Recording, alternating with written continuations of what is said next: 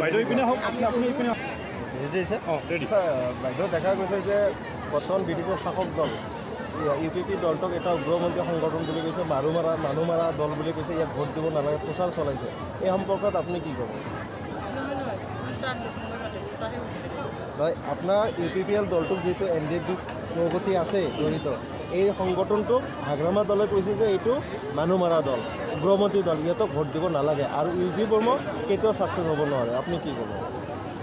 এইটো ওপৰলৈ থু পেলালে নিজৰ গাতেই লাগে, আমি ক'ব নিবিচাৰোঁ। কিন্তু তেওঁ এইটোহে ভাল পাব লাগিছিল যে আজি যিসকলে অস্ত্ৰ লৈ পেলাই বিদ্ৰোহ কৰিছিলে, তেওঁলোকে যিসকলে সংগ্ৰাম কৰিছিলে, তেওঁলোকে এতিয়া যে মেইন ষ্ট্ৰীমত আহিছে, তেওঁলোকক আমি ৱেলকামেই কৰিব লাগে। তেওঁলোকে এই যিটো বিচাৰ, আমাৰ যিটো শাসন ব্যৱস্থা, সেইটো তেওঁলোকৰ বিশ্বাস হেৰাই গৈছিলে, সেই বিশ্বাসটো ঘূৰি আহিছে। তেওঁলোকে এতিয়া চৰকাৰৰ লগত শান্তি প্ৰক্ৰিয়াত আছে আৰু গণতন্ত্ৰত সকলোৱে ভাগ ল'ব পাৰে। তেওঁলোকক আদৰণি জনোৱাৰ সলনি যদি তেনেকৈ কয়, তেনেহ'লে আমি ভাল শাসক বুলি কেতিয়াও ক'ব নোৱাৰোঁ।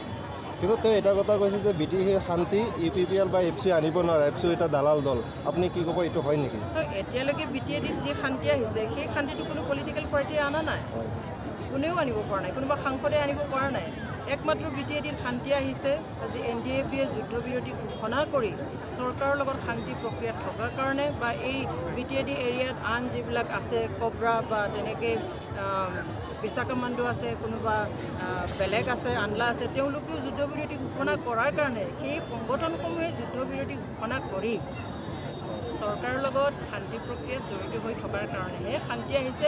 কোনো ৰাজনৈতিক নেতাই এই শান্তি আনিছে। আচ্ছা বাইদেউ, দেখা গৈছে যে আপুনি এজন যেহেতু মহিলা, হাগ্ৰামা মহিলাৰ বিভিন্ন সভা সমিতিত ভাষণ দিয়ে যে একটোল সোণ পোৱাৰ বাবে মহিলাসকলে 2-3টাকৈ বিয়া পাতিব লাগে। এইটো কিমান যুক্তিসংগত? আপুনি কি কয়? কথাত তেওঁ সোণ এতলাৰ কথাটো লৈ পেলাই যিখিনি কথা ক'লে, বিশেষকৈ মঙলদৈ সমষ্টিত যেতিয়া প্ৰচাৰ কৰিবলৈ গৈছিলে, তেওঁ ক'লে যে মহিলাসকলে যদি সোণ বেছি লাগে, তেনেহ'লে 2-3জনৰ লগত বিবাহ পাশত আবদ্ধ হৈ সেই 2-3 তলা সোণ ল'ব পাৰে। কিন্তু সেইটো অত্যন্ত অমাৰ্জিত কথা, অত্যন্ত দুখজনক আৰু লজ্জিত। এগৰাকী প্ৰশাসনিক মুৰব্বী, এগৰাকী চিফৰ পৰা আমি সেই তেনেকুৱা ভাষা আমি কেতিয়াও আশা কৰা নাছিলোঁ। সেয়া কেৱল মাতৃজাতি, কেৱল মহিলাসকলক অপমানিত কৰা হোৱা নাই, আমাৰ সমাজ ব্যৱস্থাক অপমানিত কৰা হৈছে। কাৰণ আমাৰ সমাজৰ কাৰণে বিবাহ হৈছে অতি পবিত্ৰ বন্ধন। এইটো কেৱল বড়োসকলৰ বুলিয়ে নহয়, আজি অসমৰ কোনো এটা জাতি জনগোষ্ঠীৰ মহিলাই সোণৰ পিছে পিছে কেতিয়াও নদৌৰে, ৰূপৰ পিছে পিছে কেতিয়াও নদৌৰে। গতিকে আমাৰ সমাজ ব্যৱস্থাত যি পবিত্ৰ বন্ধন বিবাহ আছে, সেইটোকে সমূলীভাৱে তেওঁ নাকচ কৰি এনেকুৱাকৈ কথাটো কৈ দিলে যে এতিয়া বহুতে আমাক প্ৰশ্ন কৰে যে আমাৰ কাৰণে বিবাহৰ কোনো মূল্য নাই নেকি? কিন্তু বিবাহৰ অত্যন্ত মূল্য আছে আমাৰ সমাজত। আমি দুখিত সেই কথাৰ কাৰণে।